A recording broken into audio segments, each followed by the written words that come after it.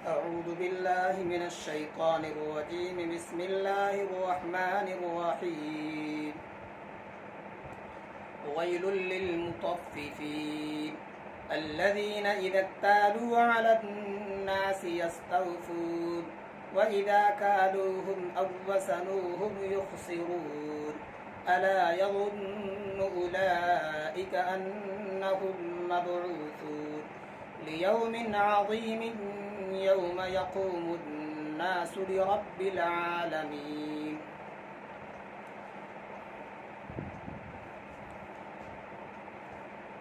ناظرین کرام،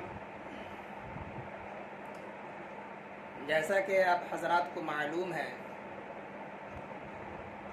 کہ قرآن کریم صرف اور محض الہیات اور عقائد کی کتاب نہیں، بلکہ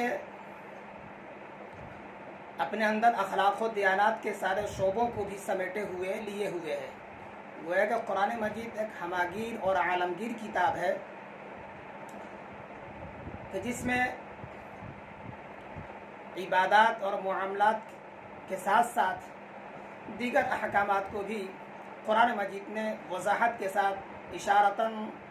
اور کہیں دلالتاً بیان کیا ہے. تو یہاں گویا تعلیم تجارتی اخلاق کی دی جا رہی ہے، اور سورہ مطففین کی شروع کی چند آیتوں میں اللہ تبارک و تعالی نے یہ ڈنکے کی چوٹ سے اعلان کر دیا، گویا کہ وضاحت کر دیا ہے کہ جو لوگ بھی ناپ تول میں کمی کرتے ہیں تو ان کے لیے ہلاکت ہے، کمبختی ہے، ان کے لیے بربادی ہے. گویا اس آیت نے ایسے لوگوں کے لیے کہ جو ناپ تول میں کمی کرتے ہیں، لین دین میں کمی کرتے ہیں، چوری کرتے ہیں، ڈنڈی مارتے ہیں، ان کی بددیانتی کے ساتھ ساتھ خود غرضی کی طرف بھی اشارہ کر دیا ہے کہ جب وہ لوگوں سے لیتے ہیں تو پورا لیتے ہیں، ناپ کر کے، تول کر کے، پرکھ کر کے، جانچ کر کے پورا لیتے ہیں، اور جب دینے کی باری ہوتی ہے، جب لوگوں کو دیتے ہیں یا بیچتے ہیں تو اس کے برعکس کرتے ہیں، اس کے خلاف کرتے ہیں، کمی کر کے دیتے ہیں، ڈنڈی مارتے ہیں. امام نسائی نے حضرت ابن عباس رضی اللہ تعالی عنہ سے روایت کیا ہے کہ جب نبی اکرم صلی اللہ علیہ وسلم مدینہ طیبہ تشریف لائے تو نبی اکرم صلی اللہ علیہ وسلم نے وہاں کے لوگوں کو دیکھا کہ جن کے معاملات عام طور سے ناپنے اور تولنے پر ہی منحصر تھے. گویا کو ناپ کر کے اور تول کر ہی معاملات کو انجام دیتے تھے. تو اس معاملہ میں وہ چوری کرتے تھے اور دینے میں کوتاہی کرتے تھے، کمی کرتے تھے، ڈنڈی مارتے تھے. گویا یہ ان کی عادت بن گئی تھی. تو اس موقع پر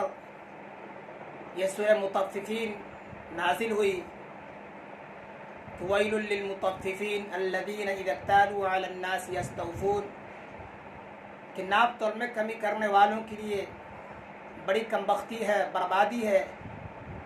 کہ جو لوگ ناپ کر کے لیتے ہیں تو پورا لیتے ہیں. وَإِذَا كَالُوهُمْ أَوْ وَزَنُوهُمْ يُخْسِرُونَ، اور جب انہیں ناپ کر کے اور وزن کر کے دیتے ہیں تو گھٹا کر کے دیتے ہیں. أَلَا يَظُنُّ أُولَئِكَ أَنَّهُمْ مَبْعُوثُونَ، کہ انہیں اس بات کے یقین نہیں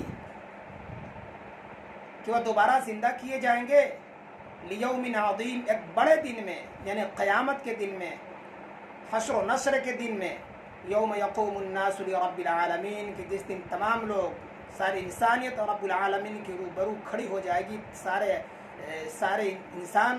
اللہ رب العالمین کے حضور میں اپنے اعمال و افعال کی جزا و سزا کے لیے اور اپنے اعمال کا حساب دینے کے لیے کھڑے ہوں گے. اور حضرت ابن عباس رضی اللہ تعالی عنہ نے یہ بھی فرمایا کہ یہ صورت آپ صلی اللہ علیہ وسلم کے مدینہ تشریف لے جانے کے بعد یہ پہلی صورت ہے کہ جو مدینہ طیبہ میں نازل ہوئی. چونکہ वहाँ के लोगों की आदत बन गई थी, जब वो लेन देन करते थे, आपस में मामलात करते थे, या जब किसी को सौदा या सामान देते थे तो उसमें कमी करते थे, कोताही करते थे, डंडी मारते थे, और जब लेना होता था तो जांच करके परख करके पूरा पूरा लेते थे। जब ये आयत नाजिल हुई तो उसके बाद से अहले मदीना के अंदर इस तौर पर अहले मदीना के लोगों की इस्लाह हुई, उनके अंदर ये ख़राब आदत थी वो ख़त्म हो गई। और फिर नाप तौल में, लेन देन में जब वो मामला करते थे तो पूरा पूरा नाप तोल कर देते थे। और गोया कि ये आदत फिर बाद में इस्लाह के बाद जो इनकी आदत बन गई थी कि पूरा पूरा नाप तोल करके देना मशहूर है अहले मदीना इस मामला में। हज़रत इमाम मालिक रहमतुल्लाह अलैह हज़रत उमर बिन ख़त्ताब रज़ियल्लाहु तआला अन्हु का एक वाक़या नक़ल किया है अपने मुअत्ता में। एक मरतबा हज़रत उमर फ़ारूक रज़ियल्लाहु तआला अन्हु ने एक शख्स को देखा कि वह नमाज में कोताही कर रहा है,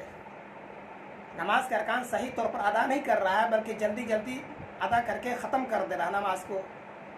गोया कि रुकू व सजदे सही तरीके से अदा नहीं करता है, बल्कि जल्दी जल्दी ख़त्म कर देता है।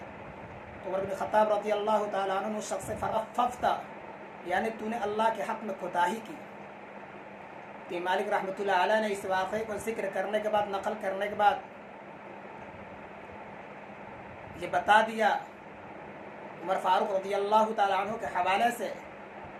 कि तत्फ़ीफ़ सिर्फ नाप तोल में कमी करने का ही नाम नहीं है, बल्कि हक़दार के हक़ से कम देना किसी भी चीज़ में हो वो भी तत्फ़ीफ़ में दाखिल है। गोया के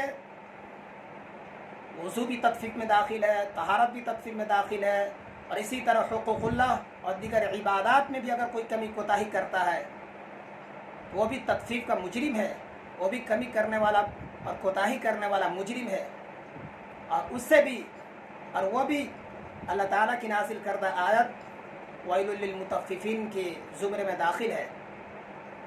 और इसी तरह हुक़ूक़ुल इबाद के अंदर भी जो बंदे को हुकूक में कमी कोताही करता है, मिसाल के तौर पर मसलन मुलाज़िम मज़दूर, जिसने जितना वक्त उसके लिए मुतय्यन हो गया था काम करने के लिए, उसको ड्यूटी देना है, उसको अपने फ़रीज़े की अदायगी करनी है। अगर वो अपने फ़रीज़े की अदायगी में कमी करता है या कोताही करता है या ड्यूटी को बचा लाने में तगाफुल और तअम्मुल से काम लेता है, तो गोया कि वो भी तत्फ़ीफ़ के अंदर दाखिल है। यौम यक़ूमुन नासु लिरब्बिल आलमीन, तो गोया कि तत्फ़ीफ़ करने वालों के लिए, नाप तोल में कमी करने वालों के लिए। और नाप तोल में कमी करना यहाँ ख़ास तौर से इसलिए ज़िक्र किया चूँकि आम तौर से जो मामलात तय होते हैं लेन देन के ज़रिए ही से तय होते हैं, और इन्हीं तरीक़ों से जांचा और परखा जाता है कि सही तौर पर हक़ अदा हुआ या नहीं हुआ। तो गोया कि जो ऐसा करते हैं उनके लिए बर्बादी है, बड़ी कमबख्ती है। गोया कि उन्हें यकीन ही नहीं कि दोबारा ज़िंदा होंगे, और अल्लाह ताला के रूबरू अपने आमाल का हिसाब व किताब देने के लिए हमें खड़ा होना होगा। गोया कि उन्हें इस बात की यकीन ही नहीं है,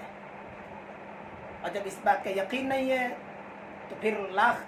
कानून के ऊपर कानून बना लिया जाए, खा वह जेलों या सलाखों में ठूस करके डाल करके, या फिर जुर्माना के तौर पर, हरजाना के तौर पर कोई मुआवजा मुकर्रर कर दिया जाए कि जो ऐसा करेगा उसके लिए उसको इतना हरजाना देना पड़ेगा, इतना जुर्माना देना पड़ेगा। फिर भी ये जो अमल है, अमल बद है, ये मुआशरे से ख़त्म होने वाला नहीं है जब तक कि उसके अंदर तक़वा और खौफ इलाही, अल्लाह ताला के सामने खड़े होने का यकीन न आ जाए, तब तक इस अमल बद से कोई छुटकारे की गुंजाइश नहीं है। तो कुरान ऐसे मौक़ों पर इन्हीं हरबों को इस्तेमाल करता है, और इसी हरबे को इस्तेमाल करते हुए कुरान ने यौम यक़ूमुन नासु लिरब्बिल आलमीन कहा कि गोया कि उन्हें इस बात की यकीन है कि दोबारा ज़िंदा किए जाएंगे क़यामत के दिन में, कि जिस दिन सारे इंसान अल्लाह ताला के सामने रूबरू होंगे, सामने अल्लाह ताला के हुजूर में अपने आमाल की जवाबदेही के लिए खड़े होंगे। गोया कि जिस इंसान के अंदर इस बात का यकीन हो गया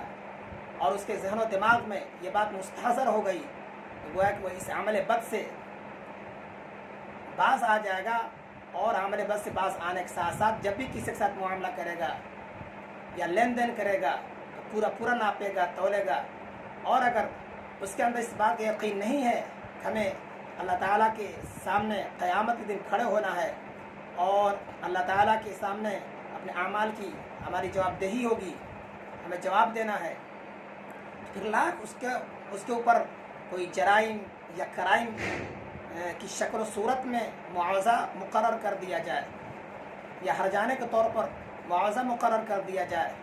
کہ اگر کوئی شخص ایسا کرتا ہے تو اس کو اتنا معاوضہ دیا ہرجانہ دینا پڑے گا، پھر وہ اس سے باز نہیں آ سکتا ہے۔ وآخر دعوانا الحمد للہ رب العالمین۔